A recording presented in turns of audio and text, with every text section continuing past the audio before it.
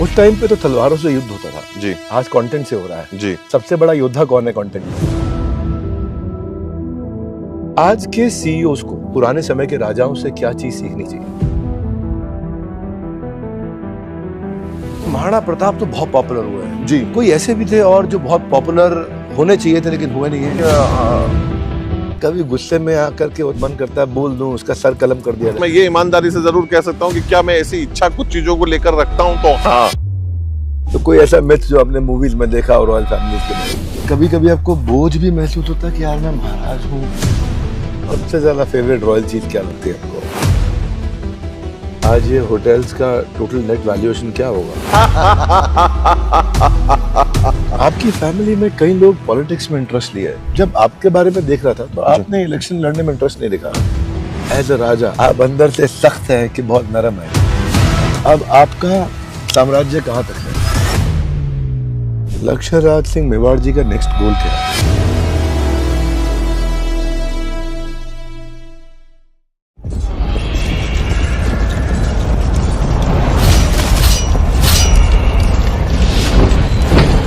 हिंदुस्तान के बड़े बड़े साम्राज्य या तो मिट गए या सल्तनतों के सामने झुक गए।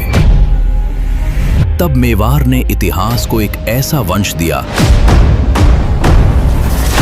जिसकी रगों में समझौता नहीं सिर्फ संघर्ष बहता है। और 1500 साल पुराना इतिहास नए भारत के साथ एक नए दौर में दाखिल हुआ। लेकिन विरासत खत्म नहीं हुई।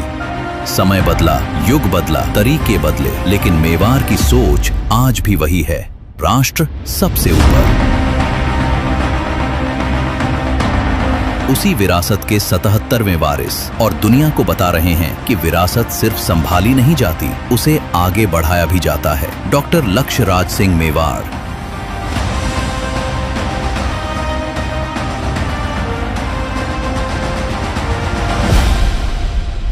कब महसूस हुआ कि आप इतने बड़े उदयपुर के महाराजा हैं? नहीं, अभी तक नहीं। नहीं, मतलब इसके अंदर जिम्मेदारी का एहसास है कि आपको कोई कार्य ऐसा करना है और अंजाम तक पहुंचाना है और आपको जिम्मेदार रहना है, क्योंकि बहुत लोग आपको देखकर देखते हैं और करते हैं। तो उस चीज का जरूर ज्ञात था, क्योंकि वो हमने हमारे माता और पिता में देखा, क्योंकि जो भी कार्य उन्होंने किया वो किसी सूझबूझ के साथ में किया और कोई भी चीज को कभी छोटा नहीं समझना। और अगर आप छोटा समझ रहे हो तो उसके दो कारण हैं, या तो आप उसे गुरूर से देख रहे हो या आप उसे बहुत दूर से देख रहे हो। वाह, या गुरूर से देख रहे हो, अहंकार है जी, या फिर आपकी नजर एक्चुअली वहां पहुंची नहीं है। और आज की तारीख पे जो आप मतलब जो आपका बुनियादी सवाल है महाराज का, कि आप इतने बड़ी जगह का है, रियासत होने का, महाराज का क्या है, तो मैं ये कहना चाहता हूँ कि उसका अगर अपन पर्यायवाची देखेंगे तो उनका गुण बनता है कि ऐसे व्यक्ति विशेष से आदमी को क्या उम्मीद होती है। तो हर एक नागरिक जो है उनके अंदर, इस देश के अंदर वो गुण होने चाहिए कि वो न्याय करें, काम अच्छा करें।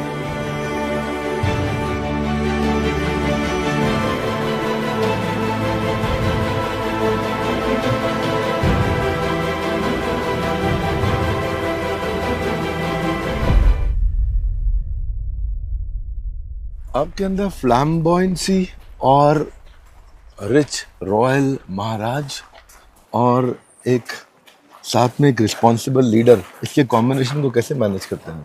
तो ये आप मान रहे हो कि मैं फ्लैम्बॉयंट हूँ?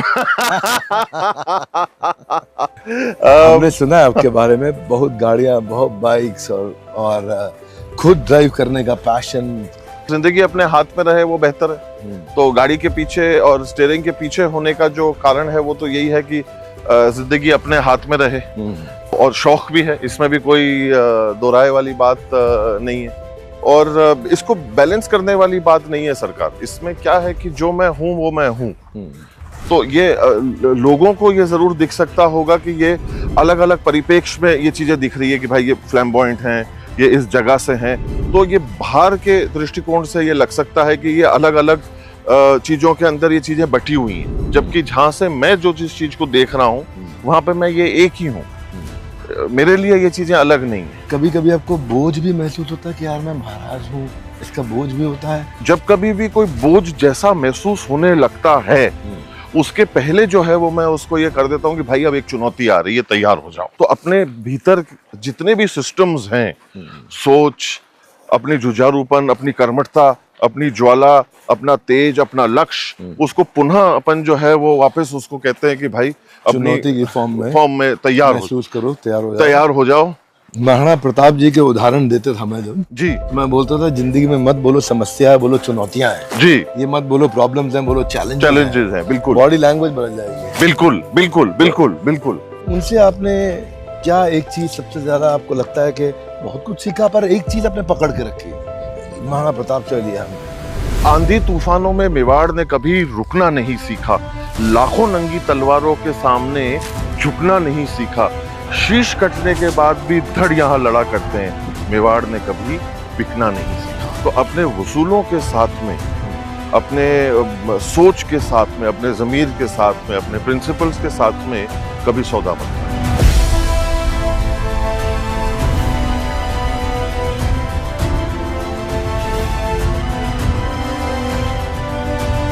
ये आज हम कहाँ घूम रहे हैं, क्या स्थान है आप? ये शिकारबाड़ी नामक एक जगह है। मेरे पिताजी ने इस जगह को शुरू किया था। शिकार करते थे यहाँ? यहाँ पुराने जमाने के अंदर जो है वो, जैसे कि अगर आप देखेंगे तो यहाँ सारी पहाड़ियाँ वगैरह जो सारी हैं, तो इधर जानवर खूब उस दौर में हुआ करते थे। तो इस वजह से जो है उसका नाम शिकारबाड़ी जो है वो। अब शिकार कितने सालों से बंद है? तो जब से कानून 70 के बाद से शायद, मेरे हिसाब से। सबसे ज्यादा फेवरेट रॉयल चीज क्या लगती है आपको? अगर आप ऐसे पूछेंगे तो मुझे कविताएं बहुत पसंद है। अच्छा। मुझे पोइट्री बहुत पसंद है। अब मैं वो टेंजिबल वाला आदमी कम हूँ, मतलब मेरे को उन चीजों, एक दौर था बचपन में बड़े हो रहे थे तब क्या गाड़ियां, ये वो सारे शौक आज भी हैं, पर क्या आप मेरे को पूछेंगे कि उनसे अब मोह है, तो वो नहीं है। क्या आपने 1 नहीं, 2 नहीं, 5 नहीं, 10 से ज्यादा गिनीज वर्ल्ड रिकॉर्ड बनाए हैं दान सेवा करने में? ये सारी चीजें तो टूल्स हो गई, जरिया हो गई, माध्यम हो गया, सब कुछ हो गया, पर जो स्वाद का विषय ये था कि भाई किसी की मदद हो रही है। तो सबसे ज्यादा जो दिल के करीब जो कोई चीज है ना भाई, मैं किसी की जाकर मदद कर रहा हूँ।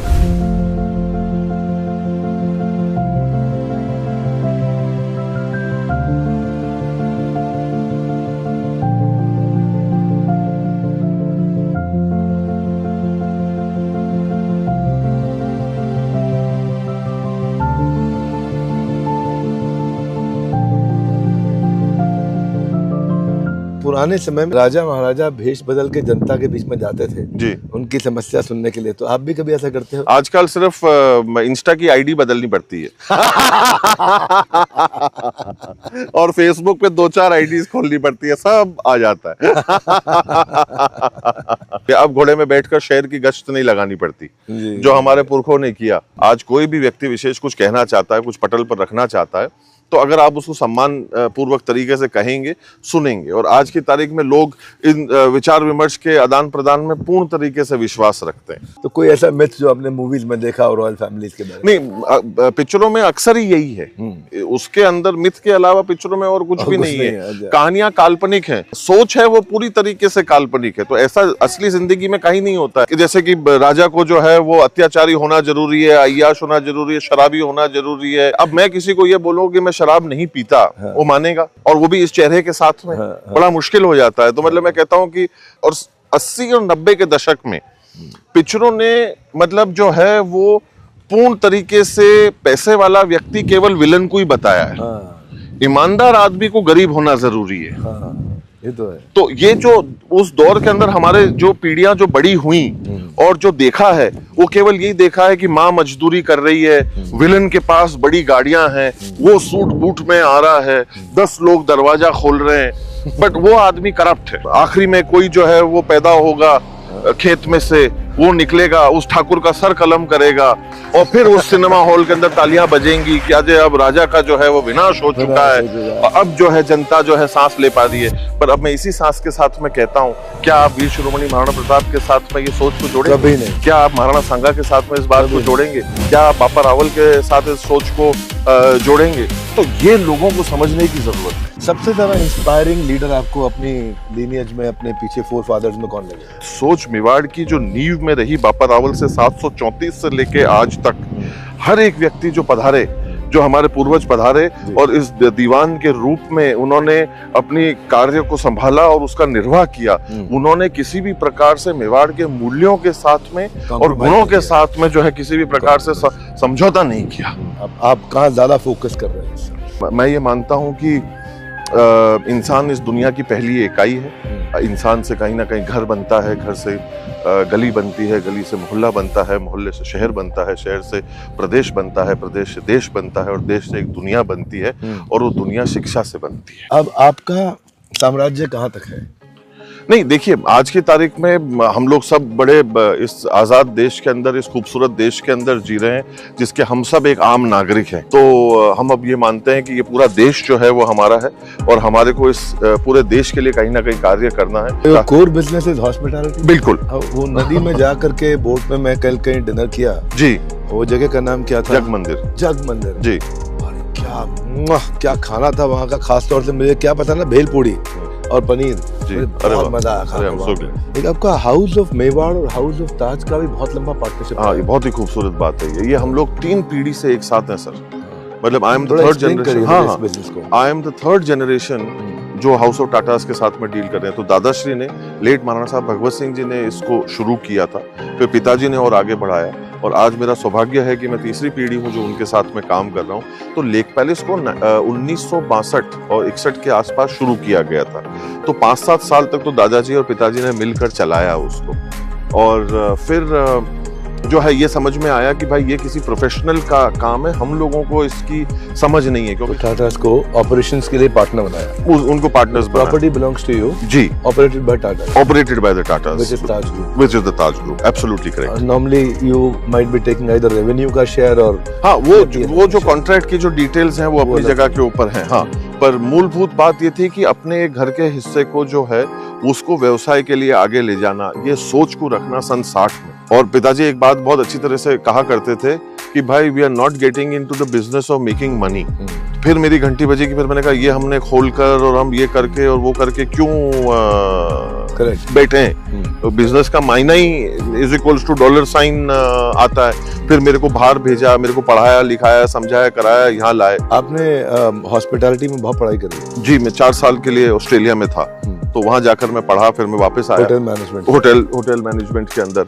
तो जब वापस आए तो फिर ये चीज उन्होंने मतलब कहा कि ठीक है, हाँ अपन बात करेंगे, पर वो चर्चा हुई नहीं। समय फिलॉसफी रह गई मन में। हाँ, पर फिर समय के अनुसार वो चीज उन्होंने मुझे समझा दी कि आज की तारीख के अंदर अगर कोई कार्य ये सोचकर चालू करा कि हम बिजनेस करना चाहते हैं और पैसे कमाना चाहते हैं और ये मानकर चलना कि पहले दिन ही वो धंधा डूब जाएगा। तो फिर फादर ने यही बात कही कि आप काम जैसे जैसे करते चले जाओगे, लोगों का ध्यान वैसे वैसे रखते चले जाओगे, पैसा खुद ब खुद जो है वो चलता हुआ आ जाएगा। है तो अब राजा ही ना, तो आप एज अ राजा अंदर से, अब मैं भी मूवी देख के ही आया हूँ बहुत सारी तो एज अ राजा आप अंदर से सख्त हैं कि बहुत नरम है? ईमानदारी से बताइए। नहीं, पर अगर आप ये मैं इसका जवाब क्या दूं? अगर आपको पूछना चाहिए था तो ये मेरे राजा से पूछिए। ये लोगों से, हाँ, जो लोग साथ में उनसे पूछेंगे तो बेहतर है। जब तक अनुशासन है तब तक सब आनंद। राजमहल के बहुत सारे एटिकेट्स होंगे जी, बहुत सारे प्रोटोकॉल्स होंगे, एटिकेट्स होंगे, कोर्ट के नियम होंगे वहाँ बहुत सारे जी। तो कौन से नियम ऐसे हैं जो पुराने अभी 1-2 जो आपको लगता है अभी भी चलते आ रहे हैं, जिनको आपने कभी टूटने नहीं दिया? तुम नहीं, मैं ये कह रहा हूँ सर कि जैसे आप पूछ रहे हैं कायदे कानून, तो अपन किसी के भी घर में जाते हैं, चाहे हम जो हमारे प्रथम नागरिक हैं इस देश के, राष्ट्रपति महोदया, वहां से शुरू करें और किसी के भी घर में जाएं, तो जब किसी के घर में जाते हैं तो कायदे कानून मान सम्मान और इज्जत के लिए बनते हैं। लक्ष्य राज सिंह मेवाड़ जी का नेक्स्ट गोल क्या है? मैं रोज जीने वाला इंसान हूँ सर जी, और बाकी पीढ़ियों की जो सोच होती है वो कार्य ऐसा कर कर जाएं जो जिससे हमारे पुरखे खुश हों। उनके कुछ चंद चले हुए पद चिन्हों पर अगर हम 2 कदम भी चल जाएंगे तो मैं खुश होऊंगा। पर क्या सारे लोग पद चिन्हों पे चल पाते हैं? जब ये रॉयल डायनेस्टीज होती हैं जी, और आप लोग का घराना परिवार होता है जी, तो इसमें भी पॉलिटिक्स हो जाती है। नहीं, अगर तो ऐसा नहीं होता तो जवाब इसी में है कि क्या 77 पीढ़ियां एक खून की चलती? नहीं चलते। दुर्भाग्यवश मैंने सुना कि 2025 में आपके पिताजी ने शरीर छोड़ दिया था जी।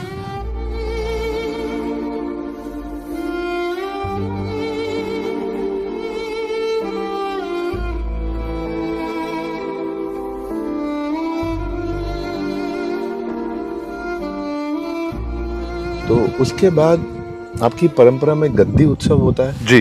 उस समय क्या रहा? नहीं, उस समय पे जो है वो हमारे कुल के जो गुरु हैं वो पधारते हैं और वो आपको अपनी गद्दी के ऊपर बैठाते हैं। क्या फीलिंग थी उस दिन? जिम्मेदारी वाली, कि जब आपको ये सहूलियत थी कि जब कुछ नहीं आता था ना तो किसी के ऊपर पलट के दौड़ के पूछ के वापस आके जवाब दे दो, और अब जब आप पलटो तो सन्नाटे के अलावा कुछ भी नहीं था। पिताजी से एक चीज जो आप बड़े मोहब्बत से, बड़े प्यार से, उनकी एक चीज को जो आपने अपनाया हो, बोला ये एक चीज मुझे बहुत अच्छी लगी, सब होंगी जरूर। नहीं, मैं अपना नहीं पाया, मैं कोशिश पूरी करता हूँ उसको अपनाने की, और वो है उनका अनुशासन। अनुशासन जी। जैसे कोई उदाहरण अब दीजिए। जैसे अगर कोई वक्त है, अगर उन्होंने कहा कि 7 बजे मिलेंगे, तो वो व्यक्ति जो है वो 7 में 10 कम पे वहां पहुंचता था, और अगर आप 7 में 10 कम पे वहां पहुंचे हैं तो आप वक्त पे हैं। 7 में 5 कम पे अगर आप पहुंचे हैं तो आप मतलब ऑन टाइम है, और उसके बाद अगर आप पहुंचे हैं तो आप लेट हैं। अच्छा देखो, कभी किया तो नहीं होगा, लेकिन एक फैंटेसी क्वेश्चन है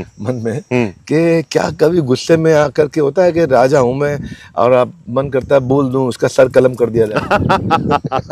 काश अगर आप ये पूछेंगे तो मैं ये ईमानदारी से जरूर कह सकता हूँ कि क्या मैं ऐसी इच्छा कुछ चीजों को लेकर रखता हूं, तो हाँ। क्या मुझे मेरा ये संविधान मुझे ये इजाजत देता है? नहीं।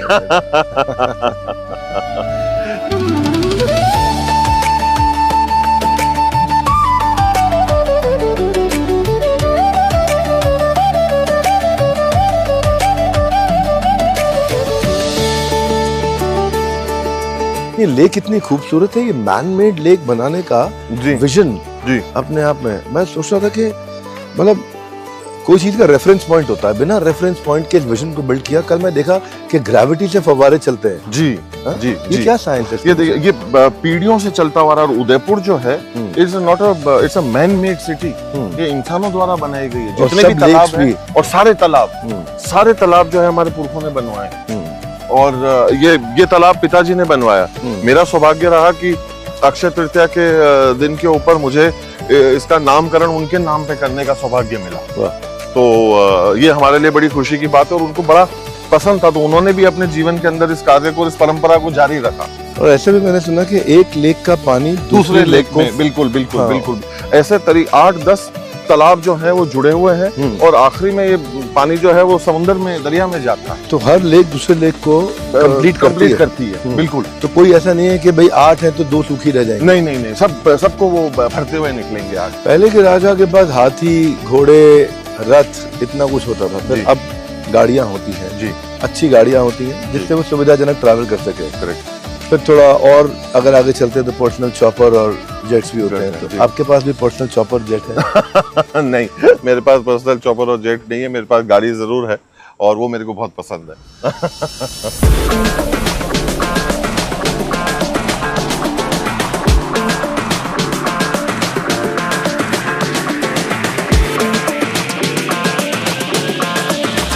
लेकिन कभी हवाई जहाज उड़ाने का मन करता है? मैं आज भाई हवाई जहाज उड़ाएगा। नहीं। रेडियो कंट्रोल एयरक्राफ्ट से मुझे बहुत शौक है, क्योंकि पैर जमीन पर रहे थोड़ा ठीक रहता है। तो रेडियो कंट्रोल एयरक्राफ्ट से मुझे बहुत शौक था। मेरे फादर को रिमोट कंट्रोल फ्लाइंग का बहुत शौक था, तो मेरे को भी उनसे लगा। फिर वो ग्रेजुएट कर गए एक्चुअली असली एयरक्राफ्ट से उड़ाने में, और 50 साल की आयु के अंदर उन्होंने लाइसेंस लिया।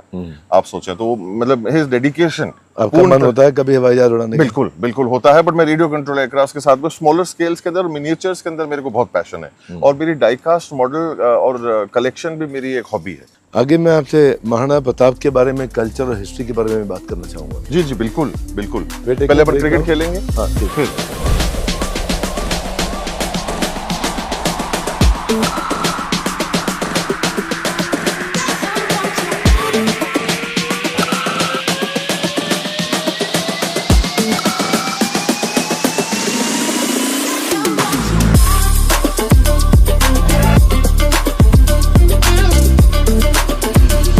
लक्ष्मण जी, how many hotels belongs to you now? तो मैं जहाँ जा रहा हूँ आपके होटल्स दिख रहे हैं। आखिरी जब चेक किया था तब तक 10 ही थी।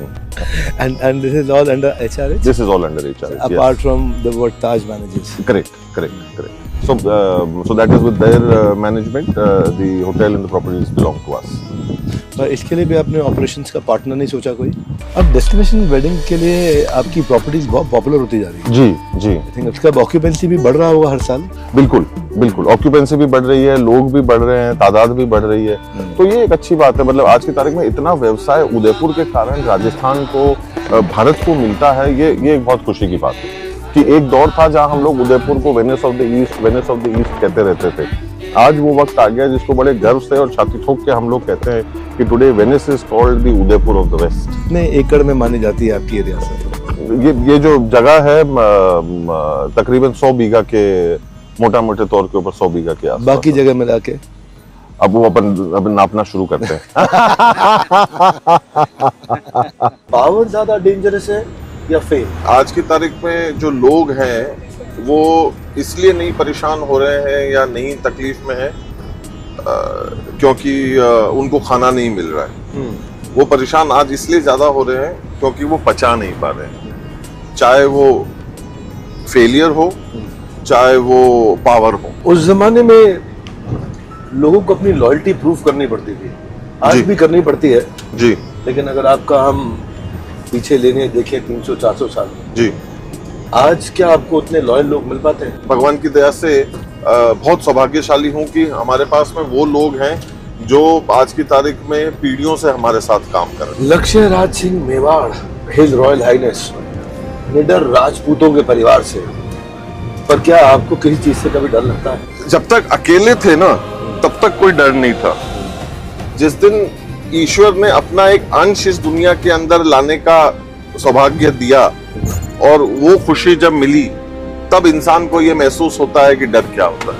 क्या पुराने राजाओं की तरह हिज रॉयल हाइनेस लक्ष्य राज सिंह मेवाड़ को गुस्सा आता है? पहले बहुत ज्यादा आया करता था, अब जो है वो बहुत कम आता है।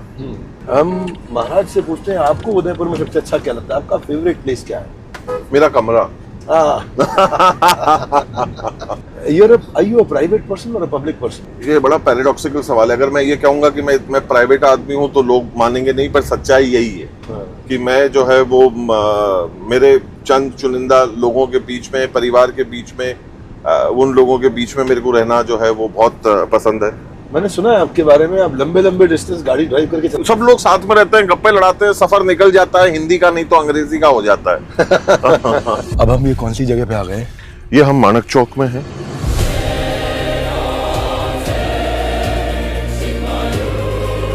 स्थान वो है जहाँ पर सब लोगों से जो है वो मिला जाता था और ये मेन चौक या मेन कोर्टयार्ड है महलों का।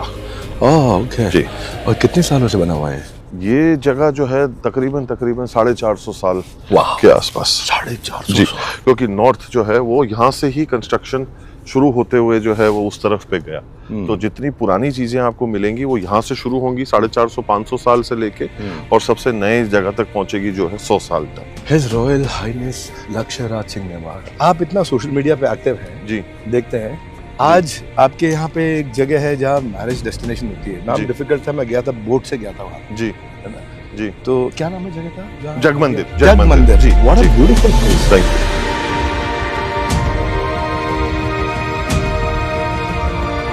और वहाँ भी वो हाथी बने हुए सिंगल स्टोन के, जी। 400 साल पुराने, जी और पूरा एरिया मैंने देखा। जी आज अगर कोई इन्फ्लुएंसर जी। वहाँ पे शादी कराए जी, तो आपको क्या लगता है सबसे ज्यादा पीआर कौन कराएगा? वो लोग जरूर ध्यान में आ रहे हैं जिनको शायद लोग कम जानते हों। हाँ। उनके जैसे लोग जरूर होंगे जो खूब कराएंगे। खूब कराएंगे। जी जी उस टाइम पे तो तलवारों से युद्ध होता था, जी आज कंटेंट से हो रहा है। जी। सबसे बड़ा योद्धा कौन है कंटेंट में? मैं उनके सीधे हाथ पे खड़े होने की कोशिश कर रहा हूँ। क्या उस समय के हिसाब से कंटेंट इन्फ्लुएंसर्स पे उनके रेवेन्यू पे टैक्स लगाते हैं आप? शायद।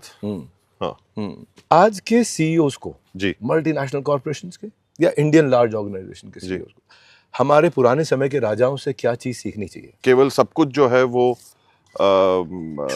व्यवसाय धंधाई सब कुछ नहीं है। जज्बात, काम, कर्म, नियत, जो है घर परिवार, रिश्ते, जज्बात, ये सारी चीजों की भी एक कीमत है। ये भी एक कदर करने वाली चीज। क्या आपको लगता है मिसिंग है ये? बिल्कुल। कोई एग्जांपल दें आप? अगर आपको ध्यान हो तो अपने बचपन में हम लोग ये सुना करते थे कि now the Siberian cranes have migrated. आपको ध्यान है कि हाँ the time has come and now the Siberian cranes are migrating. तो अब इस प्रकार की टर्मिनोलॉजी जो है ना वो इंसानों के लिए उपयोग में आने लग गई कि oh people from this part x part of the world और x part of the country are migrating to y part of the country. तो जो शब्द जो हैं या जो सोच जो है जो जानवरों के लिए इस्तेमाल की जाती थी वो अब इंसानों के ऊपर लागू होने लग गई है और इंसान जो है वो इंसान कम और एक प्रोडक्ट और एक संख्या जो है वो ज्यादा हो गया है। वो कंपैशन जो राजाओं में होता था जी वो अभी और होना चाहिए। बिल्कुल। लक्ष्यराज जी, चेहरे से तो आप पूरे 100% राजा दिखते ही हैं पर कभी कभी क्या लिबास में भी राजा वाले तैयार होते हैं किसी किसी दिन?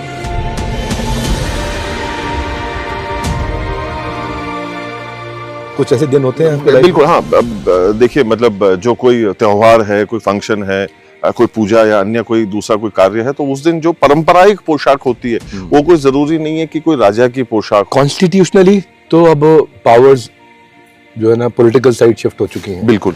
तो कहने के लिए तो राज्यसभाएं वहां लगती हैं जी। पर क्या आप भी कोई राज्यसभा लगाते हो, कोई दरबार लगाते हो जहाँ नहीं, लोगों से मिलना जुलना जरूर होता है। लोग एक आस्था जरूर है लोगों को विश्वास जरूर है, लोगों को उम्मीद जरूर है, लोग आते जरूर है, मिलते जरूर है। तो अपनी fix day of the week नहीं, कुछ फिक्स डेज होते हैं और बाकी जो लोग हैं किसी को आना हो तो वो समय लेकर बात कर जो है वो आ जाते हैं, नहीं तो दरवाजे पे आकर खड़े हो जाते हैं कि हमको मिलना है। और अगर मैं यहाँ हुआ और समय रहा तो मैं जरूर मुलाकात करता हूँ और बात करने की कोशिश करता हूँ। आप प्रॉब्लम्स भी सॉल्व करते हैं? प्रयास जरूर करता हूँ। होती है नहीं होती है वो ऊपर वाले के हाथ में। इतना ब्यूटीफुल और इतना पुराना 450 साल का ये आर्किटेक्चर है जी। और किस तरह से बनाया गया होगा उस टाइम पे तो इतनी फैसिलिटीज थी नहीं जी। इसका अपकीप सब आप मैनेज करते हैं? जी बिल्कुल। ये हमारे फाउंडेशन के माध्यम से जो Maharana of Mewar charitable foundation है उसके माध्यम से हम लोग इसका कार्य करते हैं और सुचारू रूप से इस कार्य को जो है वो अंजाम तक पहुंचाया जाता है। उस टाइम पे north south east west compass नहीं होते थे लेकिन जब मैंने आकर के थोड़ा रिसर्च किया तो एग्जैक्ट निकलेगा। एग्जैक्ट निकल रहा है जी। एकदम ऐसा लग रहा है जैसे कंपास के हिसाब से पूरी डायरेक्शंस देकर के गेट्स बनाए। बिल्कुल बिल्कुल बिल्कुल। बहुत अमेजिंग। आपको कौन सी एक ऐसी जगह है जहाँ जाके बहुत पीस महसूस होता है? जब आप अपने घर परिवार के साथ में बच्चों के साथ में बैठे हैं या अपने आप के साथ में जब कभी एकांत में बैठे हैं तो बहुत शांति मिलती है। आप एक इमोशनल व्यक्ति हैं कि लॉजिकल व्यक्ति हैं? जो मेरे जज्बात को समझ सकेगा उसके लिए मैं जज्बाती हूँ और बाकी में लॉजिकल। मूवीज देखते हैं आप? बिल्कुल। आपकी फेवरेट मूवी? दोस्ती करके एक फिल्म आई थी सन 60 के दशक के अंदर, ब्लैक एंड व्हाइट फिल्म थी, बहुत ही खूबसूरत फिल्म थी, वो मेरे को बहुत पसंद है। अच्छा जी। अच्छा, ऐसा कोई गाना है जो जिसको आप कभी स्किप नहीं करते, बार बार सुनते हैं, बहुत पसंद आता है? तुम्हें गोरख धंधा हो अगर उसमें करता तो मुझे वो गाना बहुत पसंद है। लक्ष्यराज सिंह मेवाड़ को अगर आज एक सुपर पावर मिल जाए, कोई ऐसा वरदान मिल जाए भगवान से कि मांगो एक वरदान, क्या चाहिए, तो क्या मांगेंगे आप? मैं दुनिया से बीमारियों को खत्म कर। अगर आपको अपने 20 साल पुराने यंग लक्ष्यराज सिंह मेवाड़ को कोई एडवाइस देनी हो तो वो क्या होगी? मुझे शायद उस समय पे सीखने और शिक्षा के लिए थोड़ा सा मेरा दिल दिमाग खुला रखना चाहिए।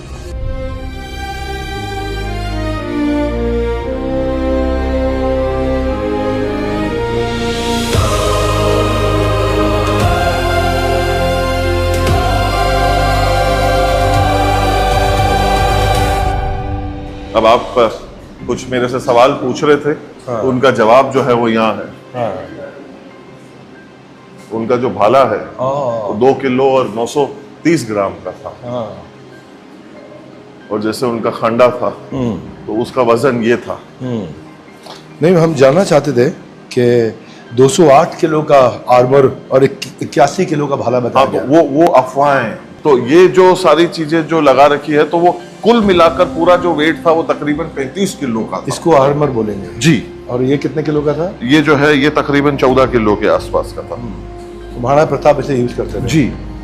तो ये सब गूगल पे इतना कैसे फैल गया? आपको अपने को वही बात समझने की जरूरत है कि अब जब आप किसी चीज को विराट विशाल भव्य दिखाएंगे तो एक तो वो चीज होनी चाहिए बहुत बड़ी, तब तक वो इंसान को लगता नहीं है कि उसमें ताकत थी। महाराणा प्रताप की एग्जैक्ट हाइट कितनी थी? जो हम लोग आज की तारीख में इतिहास से जो देखते हैं 5.5 पौने 6 फीट के आसपास जो है वो होने चाहिए। और गूगल में 7.5 फीट बताया जी। तो आज की तारीख में अपन जैसे बड़े रेसलर्स होते हैं दिन दुनिया के और अपन अन्य जगहों के ऊपर उनको देखते हैं, उनमें क्या फ्लेक्सिबिलिटी होती है क्या? तो और जो हमने हकीकत देखी है और जानी है, जिस कदर से वीर शिरोमणि महाराणा प्रताप ने लड़ाई लड़ी तो अगर वो स्विफ्टनेस और बिजली के माफिक नहीं होते तो क्या हम वो लोग काम और कार्य कर लेते? नहीं कर पाते। तो वो थोड़ा सा लॉजिक और कॉमन सेंस हम लोगों को समझने की जरूरत है। मैंने अपने वीडियो में खुद कहा था 80 किलो का भाला बहलोल खान को बीच से काट डाला। वो सत्य है कि बहलोल खान को और घोड़े के समेत काटा, पर जो वजन की जो चीजें हैं वो बहादुरी दिखाने के लिए थी, पर बहादुरी उस कार्य में पहले से ही रोम रोम में बसी हुई थी। तो ये बातें ठीक है कि कहा गया था कि भीलों की सेना बनाई, ये बातें बिल्कुल बिल्कुल बिल्कुल। ये तो देखिए जो चेतक ठीक है, राम प्रसाद हाथी बिल्कुल वो ठीक है, वो बिल्कुल ठीक है बिल्कुल। तो वो जो स्थानीय लोग थे उनको साथ में लेके चले। और दूसरी बात बहादुरी की ये थी कि महाराणा प्रताप जो है वो भाले के लिए जाने जाते थे, बट उन्होंने जब बेलोर खान को काटा तो वो तलवार से काटा, क्योंकि ये चुनौती दी गई थी कि आप भाले के अच्छे जो है वो हो तो आप भाले को उपयोग करो। उन्होंने भाले का ना उपयोग करके और तलवार का जो है वो उपयोग किया। ये बात सच है कि मेवाड़ ने कभी भी मुगलों के सामने घुटने नहीं टेके, ना मुगलों के सामने और ना अंग्रेजों के सामने। ये सबसे बड़ी बहादुरी थी। चाहते तो समझौता कर सकते थे, स्वाभिमान को खूंटे पे टांग कर जुड़ सकते थे, उससे बड़ी। ऐसा भी हुआ था कि अकबर ने कहा था कि महाराणा प्रताप मैं तुमको आधा देश दे दूंगा तो मगर मुझे मेवाड़ दे दो। सौदे के लिए तो सब कुछ था ना, जो चीज चाहिए थी सब कुछ मिलती, पर अल्टीमेटली कहती तो वो गुलामी ही जाती ना, क्योंकि आप किसी के अधीन होते, और मेवाड़ को ये मंजूर नहीं था, ना तब था ना आज है। तो जब ये एक्सेशन की ट्रीटी हुई थी जी, तो मेवाड़ को भी उस समय फॉर्मली भारत में मिलना पड़ा था? नहीं, हम आगे लेकर जाकर मिले थे। तो जब सरदार पटेल पधारे उदयपुर और बातचीत हुई तो उन्होंने पूछा मेरे परदादा श्री से कि महाराणा साहब आपका क्या निर्णय है? तो उन्होंने ये कहा कि ये निर्णय मेरे पुरखों ने पहले ही ले लिया है। क्या फिलॉसफी थी कि आप लोग आसानी से भारत में विलय होने के लिए तैयार थे? क्योंकि 500 साल से हम लोग स्वतंत्रता चाहते थे, क्योंकि पहली जो फाइट या जंग जो है जो हम मानते हैं वो स्वतंत्रता के लिए थी, क्योंकि हम नहीं चाहते थे कि हमारे स्वतंत्र होने पर कोई आंच आए, कोई उंगली उठाए, कोई कुछ कहे, वो हमको मंजूर नहीं था। अच्छा, 76 महाराजा हुए मेवाड़ में जी। बप्पा रावल जी के बाद में अगर हम देखें जिन्होंने युद्ध लड़े हैं जी जी प्राइमरीली जी, उसमें महाराणा प्रताप तो बहुत पॉपुलर हुए हैं जी। कोई ऐसे भी थे और जो बहुत पॉपुलर होने चाहिए थे लेकिन हुए नहीं है, जो उनको आप जानते हैं? महाराणा सांगा, अब हम चर्चा कर रहे हैं, उन्हीं की प्रतिमा अपने सामने आ रही है। देखिए आप, सही सवाल। ये महाराणा सांगा है, ये महाराणा सांगा की प्रतिमा है। बताइए इनके बारे में। तो ये देखिए जो 80 घाव इन्होंने सहे, जो लड़ाइयां आपने जो है वो लड़ी, तो मतलब आज की तारीख में जितना वीर शिरोमणि महाराणा प्रताप का कार्य है और जो उन्होंने काम किया, मतलब वीर शिरोमणि हमारे महाराणा सांगा ने भी जो है जो लड़ाइयां लड़ी हैं और जो कार्य किया है वो भी कोई कम नहीं रहा। इन्होंने इतनी यातनाएं सही, तो ये कब तक चलता रहा है? कब जाकर के मेवाड़ एक कंफर्ट में आ सका? नहीं, ये बड़ा क्योंकि डेवलपमेंट आपने बहुत किया। हाँ, ये वो डेवलपमेंट का फेज तो तभी मिलेगा ना जब युद्ध खत्म होंगे। बिल्कुल नहीं, तो ये आपने बड़ा अच्छा सवाल पूछा। मैं ये कहना चाहता हूँ, मेवाड़ इकलौता वो एक क्षेत्र है, वो देश उस जमाने में था जिसने लड़ाई के साथ साथ इन कार्यों को किया, चाहे वो संगीत हो, कला हो, निर्माण हो, मंदिर हो।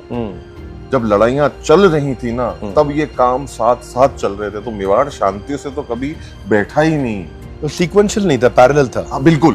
तो ऐसा नहीं था कि अच्छा, लेकिन इसमें कैपिटल की रिक्वायरमेंट बहुत लगती होगी, युद्ध में बहुत पैसा चला जाता है। बिल्कुल। युद्ध को मैनेज करने में, पीछे लोगों को खिलाने पिलाने में पैसा जाता है। तो उस समय आप कंस्ट्रक्शन भी कर रहे थे। बिल्कुल। उस समय आपने मैन मेड नदियां भी तैयार कर दी, तालाब तैयार करे। तो ये आज की तारीख में फौज को जो हम आज भी कहते हैं कि लड़ने के लिए खाना चाहिए, तो खेती बाड़ी के ऊपर उस जमाने में भी खूब जोर था।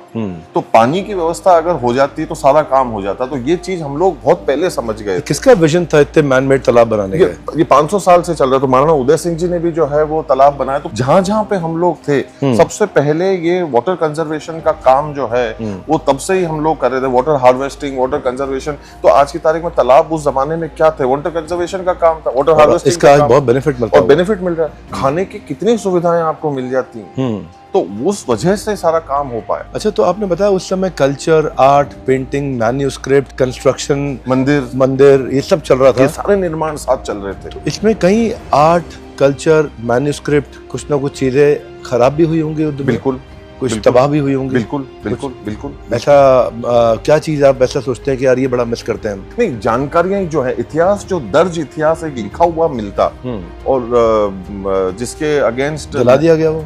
जला दिया गया, ना ही सुरक्षित रख पाए। तो ऐसी चीजें जो जरूर हुई, जो चीज हाथ से निकल गई, कुछ जगहों की जानकारियां, तो वो सारी चीजें जो रह गई, वो इस जंग की वजह से जो तकलीफें आई, परेशानियां आई, तो वो जरूर उसका एक बहुत भारी नुकसान रहा। रॉयल हाइनेस, आप इतनी सुंदर लेनेज से आए हैं और जिसमें इतना कंट्रीब्यूशन 400 साल में हुआ है, आप अपने लिए क्या सोचते हैं? आप आने वाले समय में जब तक जीवित हैं तो लोग आपको कैसे पहचाने, कैसे जाने? आपके जाने के बाद आप क्या कंट्रीब्यूशन करके जाना चाहते हैं? नहीं, वो मैं वो सोचना, मेरा दिमाग उस दिशा में जाता है। मैं ये करना चाहता हूँ कि जो मैं वर्तमान में और मेरे जीवन में मैं कर सकूँ। और आज मैं ये मानता हूँ कि खास तौर के ऊपर हमारी युवा पीढ़ी को हमारी संस्कृति से, हमारी जगह से, हमारे इतिहास से वाकिफ होना बहुत जरूरी है। और केवल पढ़ लिखना एकेडमिकली जरूरी नहीं है, वो एक विकसित दिमाग में होना जो है वो बहुत जरूरी है। और जो कार्य अभी तक जो 25 पीढ़ियों ने यहाँ पर काम किया है, उसको अगर मैं संजो के अगर जा सकूं तो मैं ये मानूंगा कि मेरा जीवन सफल रहा। इस म्यूजियम के अलावा भी कुछ ऐसा है जो बड़ा प्राइवेट है, जो किसी ने नहीं देखा? मेवाड़ जहाँ तक मैं जानता हूँ एक खुली किताब है, पन्ने पलटने वाले चाहिए, पर कोई ऐसी जगह जो आप दिखाना चाहते हैं जो जहाँ लोगों को ना पता हो? तो वो मैंने सोचा कि वो रहस्य निकाल लेना, मतलब आपकी एक खूबी है जो मेरे को लगता है काफी हद तक आप कर चुके हैं कामयाब तरीके से, पर अगर कुछ ध्यान में आएगा तो मैं जरूर आपके साथ में मैं बांटूंगा। जी जरूर जरूर जरूर। ये मंदिर है? नहीं, यहाँ से म्यूजियम जो है, हर जो द्वार होता था वहां पर गणेश जी को द्वारपाल के रूप में गणेश जी को विराजमान किया जाता था। तो हर ऐसी एक जगह के ऊपर आपको गणेश जी जरूर मिलेंगे।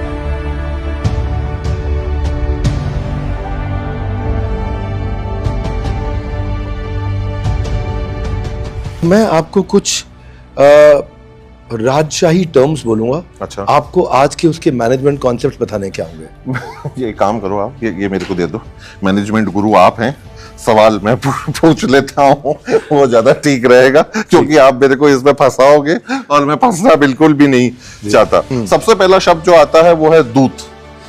दूत आपका मैसेज भेजता था, आज का दूत है ईमेल।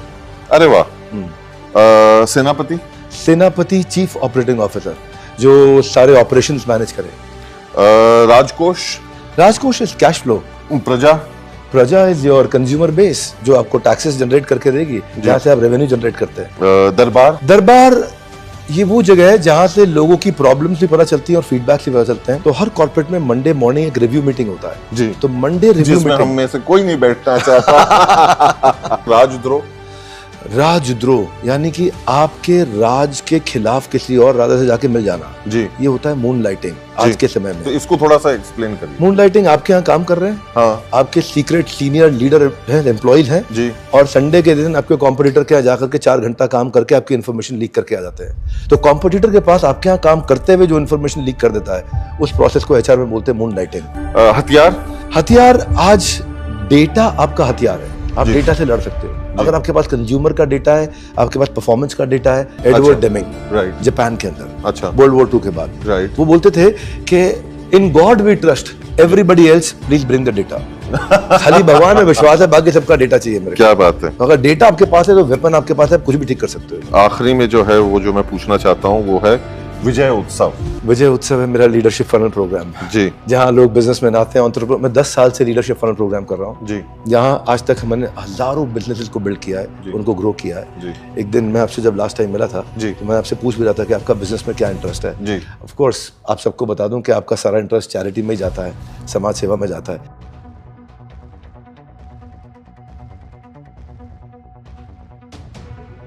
आप अपने आप को एक राजा देखते हैं या बिजनेसमैन देखते हैं? इंसान। अच्छा, आपको क्या ज्यादा पसंद है, बाइक या रोल्स रॉयस? रोल्स रॉयस कहूँगा। रोल्स रॉयस कहेंगे। क्रिकेट या टेबल टेनिस? क्रिकेट। क्रिकेट। कोई ऐसी डिश जो लगता है ये बार बार खा सकता हूँ? दाल बाटी। दाल बाटी और लहसुन की चटनी। लहसुन की चटनी। वाह। अब मैं बिजनेस के बारे में बात करना चाहता हूँ थोड़ा सा। ये हेरिटेज हॉस्पिटैलिटी बिजनेस है जी, इसमें अगर आप ज्यादा स्केल करते हो जी, तो एक्सक्लूसिविटी डाइल्यूट हो जाती है जी, और अगर स्केल नहीं करते जी। तो फिर वो प्राइस हमारे को इतना वो जस्टिफाई करे कि मैं इतने बड़े रेवेन्यू स्ट्रीम्स को बिल्ड कर सकूं। HRH ग्रुप मुझे ऐसा लगता है कि शायद इंडिया का पहला ही प्राइवेट हेरिटेज हॉस्पिटैलिटी चेन होगा जी। जो कि आपका है जी। 10 से ज्यादा प्रॉपर्टी है आपकी जी। अब मैं जानना चाहता हूं कि ये एक्सपेंशन भी है और एक्सक्लूसिविटी है, इसका कॉम्बिनेशन मैनेज कैसे करता है आप? एक दौर वो था जहां खंडरों को लाइट लगाकर बेचा जाता था और या कहा जाता था कि हम ऐसी जगह के ऊपर ले जाएंगे जहां आ जाओ, खर्चा मेरा है, और आदमी एक पैसा भी नहीं देता था और वहां एक एक्सपीरियंस के लिए मतलब किसी के रिश्ते की वजह से वहां पहुंचा करता था। फिर उसके बाद में एक तीसरा जो है वो चरण आया जहां पर ये बहानेबाजियों का दौर, ये खंडर का दौर बंद हुआ, जहां रेस्टोरेशन का काम चालू हुआ, रेनोवेशन का नहीं। अच्छा, इसका restoration would be more expensive than building a hotel from the 100%। इसीलिए तो वो तो एक नई चीज से अपन ने तुलना कर ली, और एक ये होता है कि हमने रेनोवेट कर लिया और एक ये होता है कि हमने रिस्टोर कर लिया। तो जो चीज जैसी थी उसकी यथास्थिति पर उसको लेकर वापस आए कि अगर चूने में अगर उसको बनाया हुआ था लाइमस्टोन में तो लाइम में उसको वापस बनाया गया, वो काम वो चीजें उस तरीके से वापस, और वहां पर इन चीजों की बहानेबाजी नहीं करी कि आपको खाना गर्म नहीं मिलेगा, आपको पानी गर्म नहीं मिलेगा, आपको बाथरूम साफ नहीं मिलेगा, या आपके कमरे में मच्छर होंगे। ये सारी चीजें जो हैं वो दौर बंद हुआ। जब हेरिटेज हॉस्पिटैलिटी के अंदर ये सोच आने लगी तो लोगों ने कहा कि भाई पहले उन चीजों को प्रेफरेंस दूं जिसके अंदर की कोई कैरेक्टर हो, कोई हिस्ट्री हो, कोई ट्रेडिशन हो, कोई बैकग्राउंड। यहां वो आपको बीज मिलता है स्केलिंग का और एक्सक्लूसिविटी का, और जब वो आपको पूरी लग्जरी के साथ में मिल रही है, बिना किसी बहाने के मिल रही है, तो लोग फिर उन जगहों के अंदर जाना पसंद कर रहे हैं जिसके अंदर की कोई कैरेक्टर हो, कोई बात हो, कोई दम हो, चाहे वो इंसान हो या जगह। तो लोगों ने फिर ऐसी जगहों को तवज्जो देना शुरू किया। तो वहां हेरिटेज हॉस्पिटैलिटी को समझ में आने लगा कि ये एक स्केलेबल बिजनेस है, कि मैं एक जगह को लेकर बैठा रहूं ये जरूरी नहीं। अगर मेरे पास में ऐसी एक और कोई जगह होगी जहां ये बहानेबाजी नहीं होगी तो वहां लोग आएंगे, एक नए ढांचे के बनिस्बत लोग मुझे पसंद करेंगे। कब शुरुआत हुई इसकी? दादाश्री ने फिर 60 के अंदर लेक पैलेस को बनाया, 80 और 90 के दशक के अंदर फिर पिताजी ने हेरिटेज हॉस्पिटैलिटी को आगे बढ़ाया।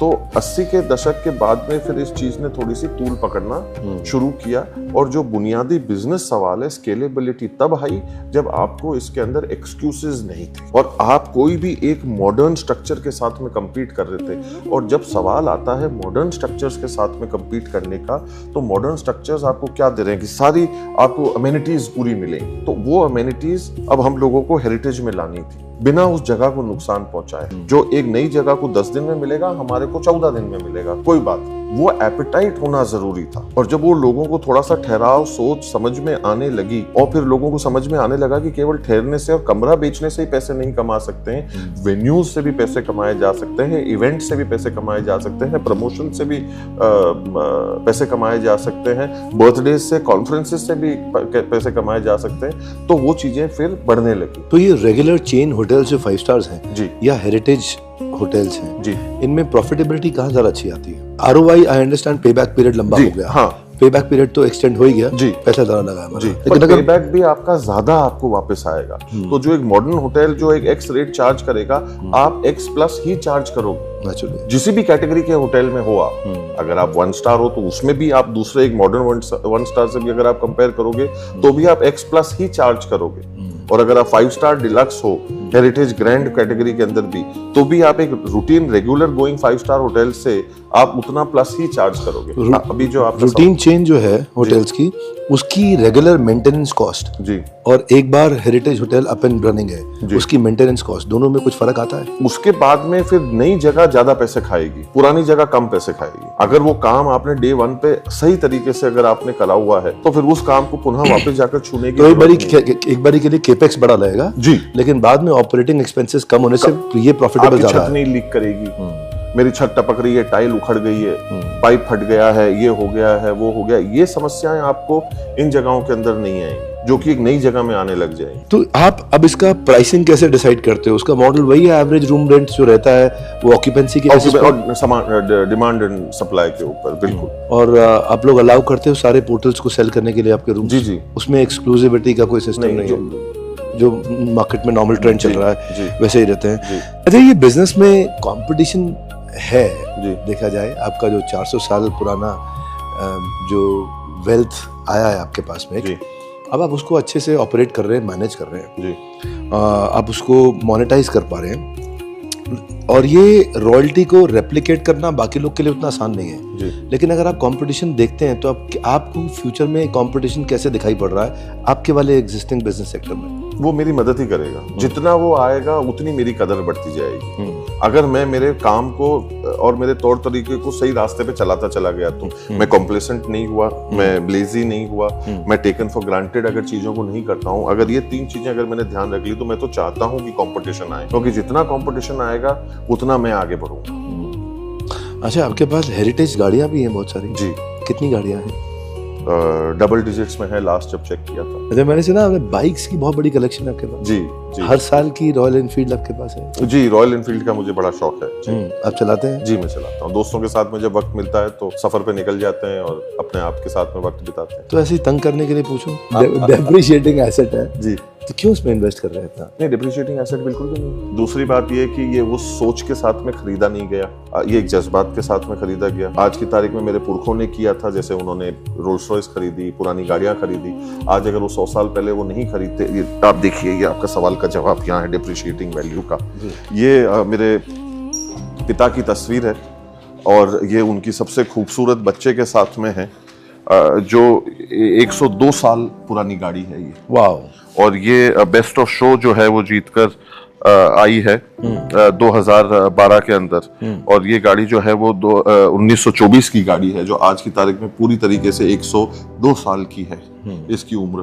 तो अगर तब भी यही सोचा जाता कि आप वो चीज खरीद रहे हो जो डेप्रिशिएट होने वाली है, तो शायद ये फक्र, ये नाज भारत को जो है वो नहीं मिलता कि यहाँ से एक गाड़ी वहां गई और जो दुनिया की उस सेगमेंट के अंदर सबसे अव्वल गाड़ी जो है वो बनकर आई, जो मेहनत, खून, पसीना, सारी चीजें लगी, और ये आज की तारीख में ये ट्रॉफी जो है विनर की अपने को वहां पर पेबल बीच के अंदर यूनाइटेड स्टेट्स में जो है वो मिली है। और वहां पर ये जो है बेस्ट जजेस के तौर के ऊपर जो है उन लोगों ने आकर इस गाड़ी को देखा, और उस गाड़ी को जज होने से पहले 70 मील का सफर तय करना जरूरी था। वो एक वन ऑफ द क्राइटेरियाज थे उसको पार करने के लिए। कितना अपकीप रखना पड़ा हुआ 100 साल। अब आप देखिए, तो वो रेस्टोरेशन भी हुआ, इसको वापस दुरुस्त किया गया, इसको ठीक किया गया, और फिर आज आप देखिए, तो अब आप इसकी क्या कीमत लगाएंगे? ना, ये पेश कीमत ही है, इसकी क्या कीमत लगा सकते हैं? आज जो रॉयल एनफील्ड खरीद रहे हैं, दूसरी सबसे बड़ी बात उसके अंदर ये आती है कि वो सारे मोस्टली लिमिटेड एडिशन पीसेस हैं, जो 200 बने हैं, कुछ 25 बने हैं। तो आज ही अपने आप में उसकी कीमत जो है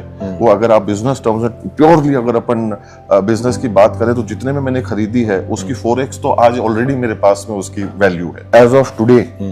तो आप ये सोच के खरीदते हैं, जज्बात से खरीदते हैं? मैंने आपको जैसे कहा कि मैंने जज्बात के लिए खरीदी, और आने वाली पीढ़ियों को जो है उनको जो है इसका आनंद आए, और लोगों को एक यूनिक कलेक्शन एक छत के नीचे देखने को मिले, केवल गाड़ियों का ही नहीं पर बाइक्स का भी। उदयपुर का जो अभी टूरिज्म है जी, इसका टूरिज्म का economy is I think about 5000 crore. अच्छा, am I right? You must be. आप बोल रहे हैं तो मैं इसके ऊपर सवाल तो नहीं उठाऊंगा। मेवाड़ का इसमें सबसे बड़ा कंट्रीब्यूशन है जी। हाँ, उदयपुर में आते हैं लोग जी। तो मैं बस ये जानना चाहता था कि आपके लिए आज भी ये बिजनेस एक पैशन है या जेन्युइनली अच्छे प्रॉफिट्स बन रहे हैं? नहीं, पैशन है, क्योंकि एक चीज हमको ये समझनी पड़ेगी कि जो चीजें, इमारतें आज से 100 साल, 200 साल, 300 साल, 400 साल पहले बनाई गई, वो अब कहीं ना कहीं सब मेंटेनेंस वापस मांगती है। तो वो खर्चा, सैलरीज, आपके टैक्सेस, आपके इलेक्ट्रिकल एक्सपेंसेस, ये कोई कम नहीं है। और दूसरी बात ये कि प्रेडोमिनेंट जो एरिया ऑफ वर्क है वो चैरिटी का है, तो उसमें हमारे प्रॉफिट का कोई वो लेना देना नहीं है, वो वापस एज इज प्लाउ होता है बैक इनटू द फाउंडेशन। तो जैसे अभी अपन आर्मरी देख कर आए, तो वो एक 7 साल का प्रोजेक्ट था उसके पूरे रेस्टोरेशन का। करेक्ट। तो वो एक्सपर्ट्स को बुलाना, उनकी एक्सपर्टीज को हायर करना, उस काम को वापस, अब भले ही उसको 200-300 साल तक वापस देखने की जरूरत नहीं पड़ेगी। अब आपका नेक्स्ट 5 ईयर 10 ईयर प्लान क्या है? ये जो काम अभी कर रहे हैं इसको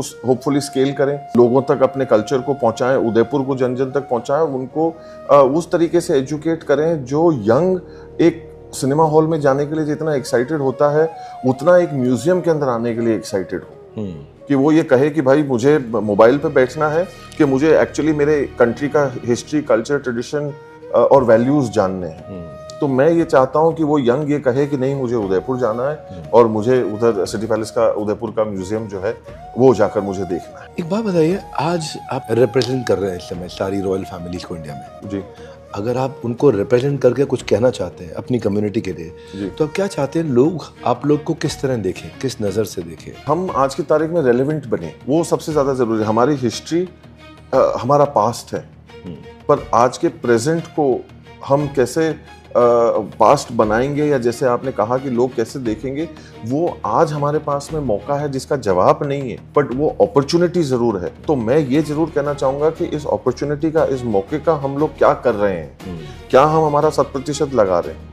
पर मैं ये जरूर कहना चाहूंगा कि आज का जो दौर है, आज का जो ये वक्त है, ये हमारे लिए एक मौका है, ये आज हमारे लिए एक अपॉर्चुनिटी है। आज हमारे लिए कहीं ना कहीं एक प्लेटफॉर्म है, ये जो हमारे बड़े, हमारे बुजुर्ग, हमारे पुरखे हमारे लिए छोड़ गए, इसका हम आज क्या करते हैं ये हमें तय करना है, और क्या वो हम कर रहे हैं। अगर आपके पास ये अपॉर्चुनिटी है, what would you like to be known for? वो जो मैं कर रहा हूँ, ये मैं यही कहूँगा कि आज की तारीख में मैं ये चाहूँगा कि भाई जो एक यंग, एक डिसइंटरेस्टेड था, वो एक वीडियो गेम पार्लर में जाने में ज़्यादा इंटरेस्टेड था, या वो एक सिनेमा, और जो जाना चाहिए, मैं उन चीज़ों के खिलाफ नहीं हूँ, पर उसके साथ साथ मैं कहीं ना कहीं ये भी कहना चाहता हूँ कि एक तादाद ऐसी होनी चाहिए जो इन जगहों के प्रति भी, आज हम उससे कई गुना ज़्यादा हज़ारों रुपए उनके टिकट पे उड़ा देते हैं, उधर खाने पीने के पॉपकॉर्न के ऊपर हम उड़ा देते हैं, तो क्यों नहीं हम यहाँ पे आकर उससे मतलब 20-30% की कीमत का हम एक टिकट लेकर यहाँ जाएं, जो कहीं ना कहीं उस धरोहर के अंदर वापस लगाया जाएगा, जो हमारे भारत के संरक्षण के लिए आने वाले समय के लिए जो है वो काम करेगा। तो हम भी जो एक कार्य कर रहे हैं वो कहीं ना कहीं उस जगह को और मजबूत और उस जगह को ठोस बनाने के लिए कर रहे हैं, जो हमारे देश के लिए है और किसी के लिए नहीं है। अभी पीछे एक वेब सीरीज आई थी, मैंने देखी थी, जो मुझे नाम तो याद नहीं है, जो इस तरह के रॉयल पैलेसेस का रिस्टोरेशन करके उसको रूम रेंट पे देने के लिए, होटल के बिजनेस के लिए आई थी। उसमें एक फैमिली दिखाई थी जी, जो कि रॉयल फैमिली थी। अच्छा। और काफी बुरे हाल में थी। अच्छा। तो उनको अपनी फाइनेंशियल नीड के लिए आगे देना पड़ा उसको। ठीक बात। तो ये जो आजकल वेब सीरीज में रॉयल फैमिलीज को दिखाते हैं, मूवीज में दिखाते हैं, वो कितनी सही होती है? नहीं, हम लोग, मैं ये कहना चाहता हूँ कि हम लोग एक मनोरंजन का विषय नहीं है।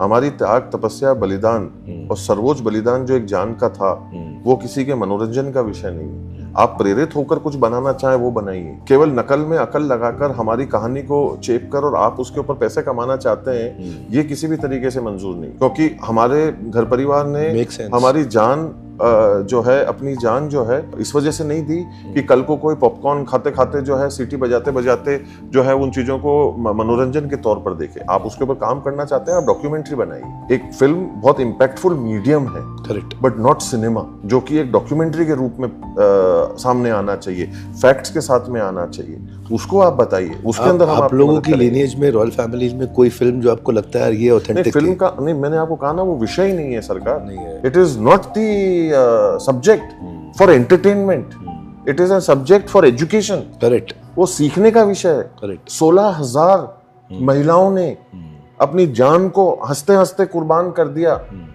कि हमारी इस जगह के ऊपर आंच नहीं आनी चाहिए। और कोई आदमी उधर बैठा है, सीटी बजा रहा है, पॉपकॉर्न खा रहा है और उसके ऊपर ताली बजा रहा है। क्यों? क्योंकि आपके पास में कोई क्रिएटिव लाइसेंस है। आज की तारीख में आप ताकतवर इस वजह से कहलाना चाहते हो क्योंकि आप वो कर रहे हो जो आप करना चाहते हो। ताकतवर आप तब कहलाओगे जब आप वो कर सकते हो और आप नहीं करते हो, और आप उस चीज का नाजायज फायदा नहीं उठाते हो कि नहीं भाई, इस विषय का मैं अपने हृदय से सम्मान करता हूं और ये मैं जनता तक पहुंचाना चाहता हूं। आप उसके ऊपर पैसा कमाना चाहते हैं, वो एक अलग बात है, बट आप उसके साथ में लोगों के दिल, और वो कितना बड़ा इंपैक्ट छोड़ता है। आज की तारीख में क्या हम इतिहास लोगों से जब सुनना चाहेंगे, वीर शिरोमणि महाराणा प्रताप का तो एक सीरियल के माध्यम से सुनना चाहेंगे, जहां टेबल कुर्सियां लगी हुई थी और लोग बैठे हुए थे, लोग आ रहे थे, जा रहे थे। क्या उस जगह की मान, मर्यादा और प्रतिष्ठा को बरकरार रखता है? और लोग आकर जब कहते हैं कि हमने जो है वो महाराणा प्रताप का सीरियल देखा, मतलब मैं ये सोचता हूँ कि इससे ज्यादा दुर्भाग्यपूर्ण और कोई बात नहीं हो सकती। क्योंकि जो चीज हमारे को सिखानी चाहिए, और हम सीख क्या रहे हैं, क्योंकि जब जाकर उनको ये बताया जाएगा कि बेटा ये सही नहीं है, ये लिबास नहीं था, ये तरीका नहीं था, ये जगहें नहीं थी, इस प्रकार से वहां पे अंदर की व्यवस्थाएं इस प्रकार, अरे नहीं आप तो गलत बता रहे हैं, मैंने तो सीरियल में देखा, ये अब इस प्रकार का झगड़ा होगा। क्या हम उस बच्चों को, युवाओं को इस दिशा में बेचना चाहते हैं?